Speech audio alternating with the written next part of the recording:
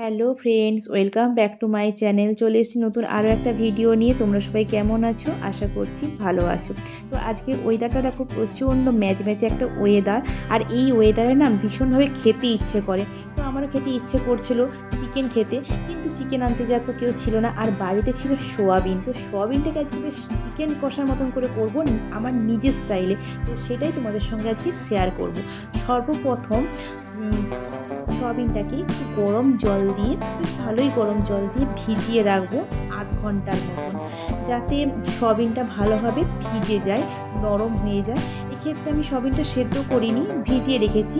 আমার মনে হয় সয়াবিনটা সেদ্ধ করলে বেশি একটু নরম হয়ে যায়, আমি অত নরম চাইছি না।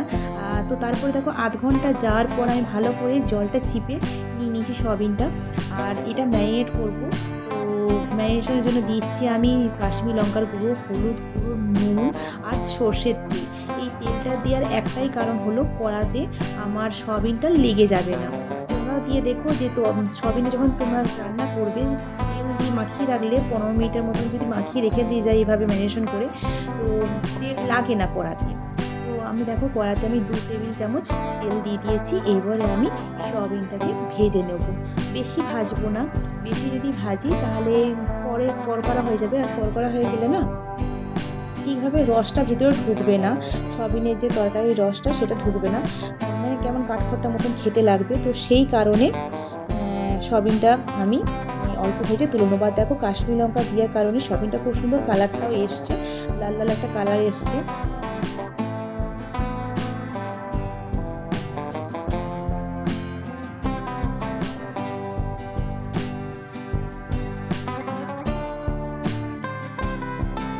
তো সয়াবিনটা তুলে নিয়েছি। এবারে ওই কড়াতে আরও কিছুটা সর্ষের তেল দিয়ে, আমি যেহেতু একটু আলু দেবো, তোমরা চাইলে সয়াবিনটা এমনি শুধু করতেও পারো, কিন্তু এক্ষেত্রে আমি এখানে একটু আলু দেবো। কারণ আমাদের বাড়িতে সবাই একটু আলুটা পছন্দ করে। আর দেখো তেলে প্রথমে একটু হলুদ দিয়ে দিয়েছি। আর নুনটা আমি তুলতে ভুলে গেছি ক্যামেরাতে, নুনও দিয়েছিলাম। নুন না দিলে তো আলুটা সেদ্ধ হবে না, যেহেতু এটা কাঁচা আলু দিচ্ছি একদম।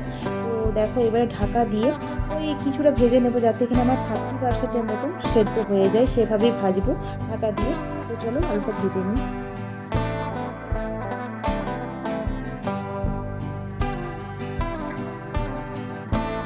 আলুগুলো দেখো আমার প্রায় 30%-এর মতন ভাজা হয়ে গেছে।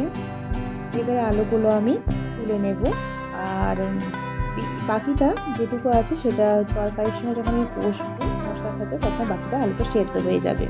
তো এই তেলের সঙ্গে আমি আরও কিছুটা তেল অ্যাড করবো, আরও 2-3 চামচ তেল আমি অ্যাড করলাম। তো এবারে তেলটাতে দেবো ফোড়ন। প্রথমে ফোড়নে দেবো গোটা গরম মশলা, দেবো একটা দারচিনি, 2টো লং আর একটা ছোটো এলাচ। এলাচটা ফাটিয়ে দিয়েছি যাতে ফেটে না যায়, গায়ে ফেটে না আসে। আর দিয়েছি একটা তেজপাতা। তো ফোড়নটা একটুখানি হয়ে যাওয়ার পর তারপরে দিয়েছি একটা পেঁয়াজ পেস্ট করা আছে, আর তার সঙ্গে গোটা গোটা আটে রসুন পেস্ট করে সেটা দিয়েছি।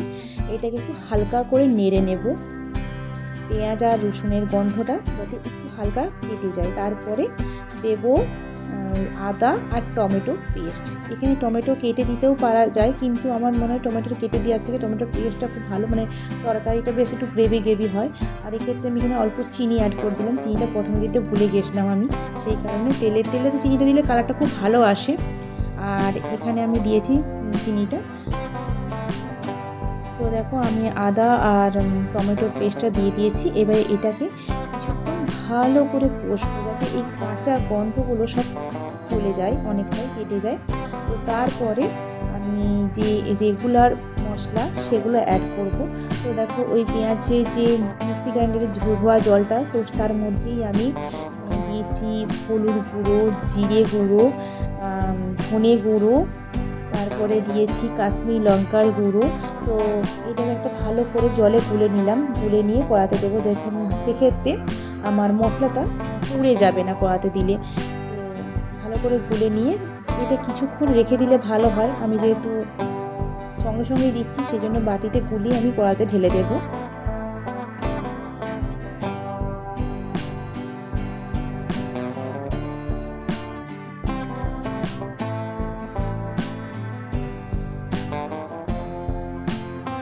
এবারে খালি ভালো করে কষতে হবে। মশলা যত ভালো কষা হবে তত ভালো রান্নায় টেস্ট আসে।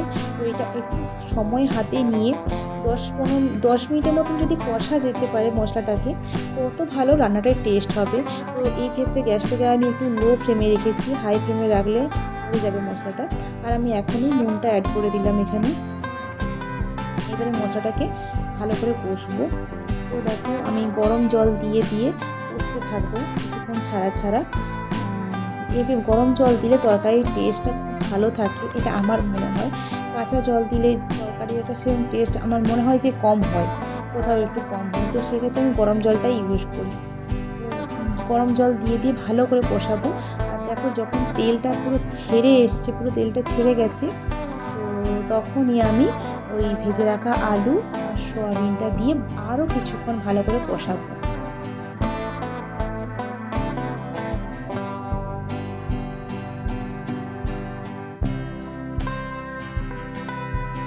যত ভালো এটা কষাবো তত ভালো টেস্ট হবে। মানে তারপরে দেখো এবারে তোমরা যে যেমন জল মানে ঝোল খাবে তরকারিতে সেরকম জল দিবে। আর আমার যেহেতু একটু গা মাখা পছন্দ করে, তো সেই অনুযায়ী আমি জলটা এখানে দেবো।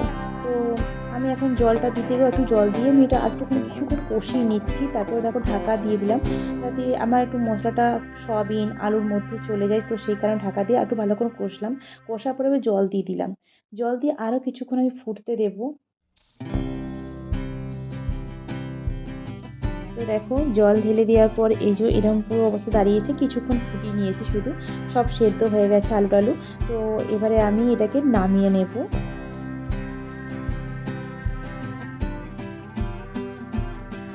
নামিয়ে নেওয়ার পর মেন জিনিস মানে যেটা আমি করি, মানে এত সুন্দর টেস্ট এই কারণেই হয়। তারপরে আমি কড়াতে একটু বাটার দিলাম, বেশ অল্প, মানে বেশ খানিকটা বাটার দিয়েছি, 1 চামচের মতন। তো বাটারটা গলে যাওয়ার পর তারপর দেব কিউব করে রাখা কটা পেঁয়াজ। এখানে আমি আধখানা পেঁয়াজ ইউজ করেছি। তো এটা একটু ভালো করে ক্রাশ করে নেব, বেশি ভাজবো না, হালকা একদম হালকা ভাজার পর ওই তরকারিটা মানে ওই সয়াবিনের তরকারিটা এর মধ্যে ঢেলে দেবো। বিশ্বাস করো এর কারণে তরকারিটা এত টেস্ট হয়, মারাত্মক টেস্ট। চিকেন থাকলে চিকেনটাও খেতে ইচ্ছে করবে না, মনে হবে এটাই খায়। আর এত মারাত্মক গন্ধ, পুরো ঘর যেন গন্ধে ভরে গেছে, এত সুন্দর গন্ধ। তো এটা পরোটা, রুটি, ভাত, ফ্রায়েড রাইস সবার সঙ্গে যাবে। খুব সুন্দর একটা, মানে আমি নিজে রান্না করার পর নিজেই ভাবতে পারিনি এত সুন্দর খেতে হবে। তোমরা একবার চাইলে বানিয়ে দেখো, সত্যি কথায়। আর আমার কমেন্ট করে জানিও তোমাদের কেমন লেগেছে। তো ব্যাস আর কিছুই না, এটা একটু নেড়ে নিয়ে আমি এবারে নামিয়ে নেব তরকারিটা। ব্যাস আমার এখানেই শেষ হয়ে গেল। তো এবারে আমি সার্ভ করবো। তো দেখো এত সুন্দর দেখতে হয়েছে, আর গন্ধ তো মারাত্মক হয়েছে। তো তোমাদের যদি রেসিপিটা ভালো লেগে থাকে তাহলে প্লিজ লাইক, কমেন্ট, শেয়ার করবে, সাবস্ক্রাইব করবে। আর অবশ্যই আমাকে কমেন্ট করে জানাবে বাড়িতে তৈরি করে খেয়ে যে কেমন হয়েছে। তো চলো, বাই।